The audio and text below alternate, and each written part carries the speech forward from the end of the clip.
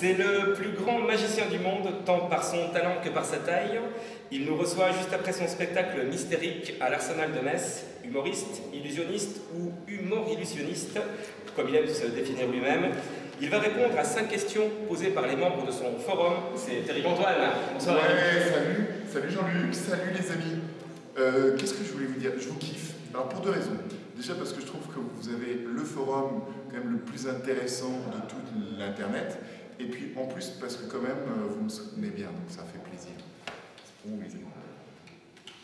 Première question, Eric. Vas-y mon Jean-Luc, fais péter. Eric, en tant que star international, tu rencontres, il faut le dire, disons-le, tu rencontres beaucoup d'autres stars comme toi. Laquelle ou lesquelles t'ont le plus marqué et pourquoi? Écoute, j'ai été marqué par... Il y a beaucoup d'artistes qui m'ont marqué, mais c'est vrai qu'il y a quelques semaines, j'étais à Las Vegas et j'étais voir le spectacle de Céline Dion et j'étais reçu par Céline Dion dans sa loge. Et c'était assez impressionnant parce que c'est une autre méthode pour le spectacle. C'est-à-dire que tu rentres dans la loge de Céline Dion, il y a un photographe, il y a un studio, tu fais la queue, tu fais une photo avec elle avant le spectacle, qu'elle prend, elle t'envoie ça par internet. c'est un autre monde, sa loge, c'est plus grand que mon appartement. Enfin, c'est juste extraordinaire. C'était assez impressionnant sur le développement, je dirais, de la finance. Enfin, nous, on est, je trouve, encore dans l'artisanat, et là, c'est l'industrie totale. Après, je dirais, sur un plan plus émotionnel, il y a des artistes que j'aime beaucoup. J'aime beaucoup Michel Boujna parce que c'était un peu mon parrain dans le métier, et que je trouve que c'est un artiste sur scène qui est étonnant, de poésie, d'humanité, qui a une écriture magnifique. J'aime beaucoup Gustave Parking, dont on entend moins parler depuis un moment, mais qui est un humoriste génialissime et qui était pour moi une grande source d'inspiration. Et donc, oui, les premiers qui me viennent, c'est eux. D'accord, merci. Deuxième question, Eric. On te retrouve donc une fois par mois dans l'émission Vivement Dimanche sur France 2. Comment es-tu devenu chroniqueur chez Michel Drucker, pardon, et quel effet ça fait de travailler avec lui? Michel.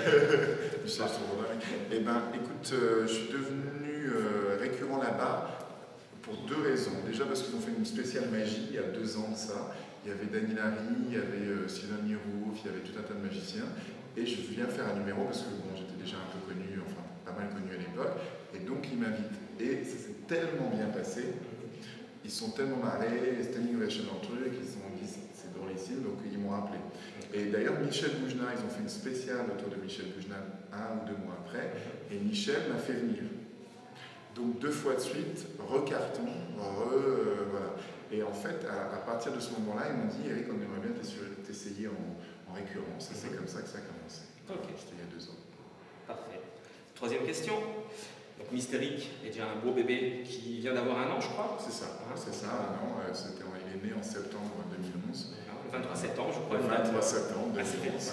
Date de son anniversaire, évidemment. Et là, on a dépassé en effet de 2 semaines, de 1 semaine. Voilà, tout à fait. Donc spectacle qui rencontre un énorme succès. Est-ce que tu penses déjà à ton 3e spectacle? On a déjà écrit une vraie partie du prochain. D'accord. Voilà, qui doit naître en décembre 2014. Le scoop. C'est vrai que personne ne le sait, mais on est en décembre 2014 et on commence très fort puisque on commencera par l'Olympia directement. Magnifique.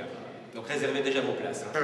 Les réservations ne sont pas ouvertes, mais là, dans 1 semaine, je suis au Trianon à Paris et dans 1 mois et demi, je suis à l'Olympia. D'accord. Ok. Justement, par rapport brièvement à tes spectacles, où trouves-tu l'inspiration?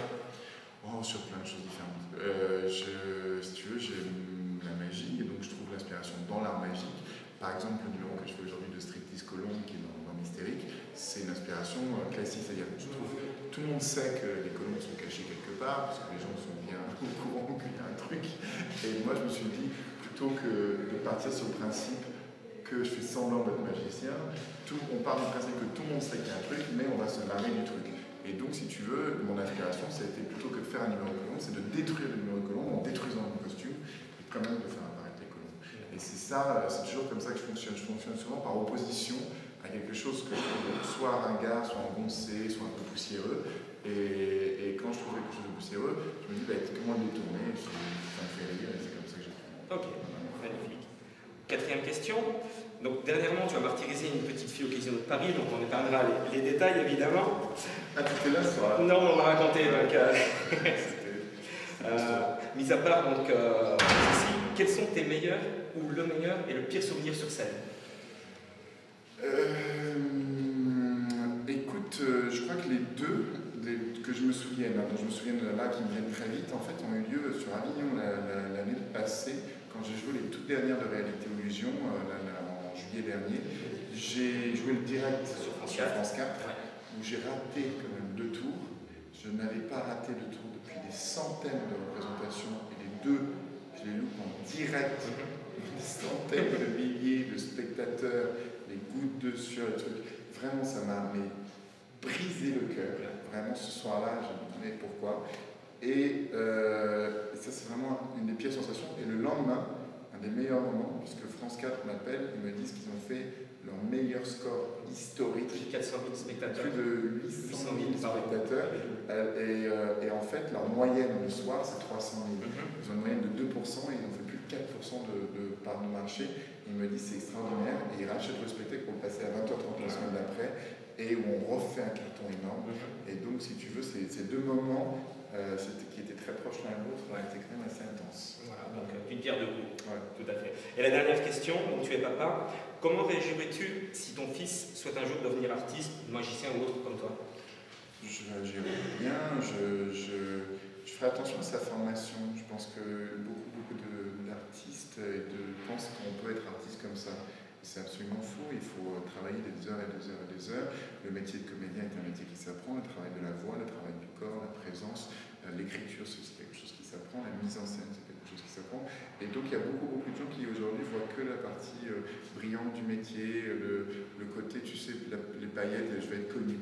Et en fait, être artiste, c'est pas être connu. Il y a des merveilleux artistes qui ne sont jamais connus, mais qui font un métier magnifique.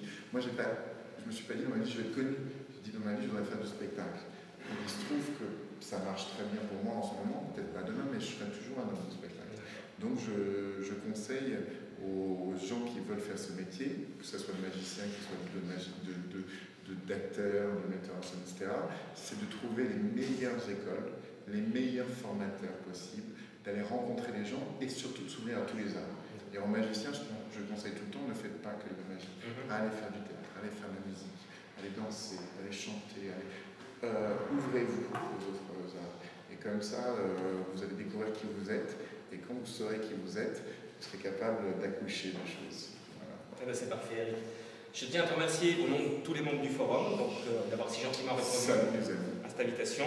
Je vous rappelle qu'Eric est en tournée dans toute la France avec son magnifique spectacle. Bon, on a eu le plaisir de le voir ce soir à la Cernade de Metz, donc Mystérique. Et je crois que tu nous réserves une surprise, et puis une surprise maintenant à partir du 30 octobre, donc je te laisse l'annoncer. Qu'est-ce que nous allons trouver dans...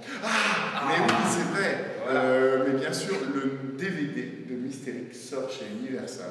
Le fin octobre en effet. Et le 30 octobre. D'accord. Voilà. Et le double DVD aussi. Et le double DVD, le coffret avec Réalité Illusion et Mystérique. Mais comme vous avez déjà tous acheté Réalité Illusion, vous pouvez acheter que Mystérique. Je pense que le double DVD est plus cher et que bon. Dépensez vos sous, chers membres du forum, et les autres qui nous regardent aussi. Et je tiens vraiment à te remercier beaucoup. À bientôt. Merci beaucoup. Merci.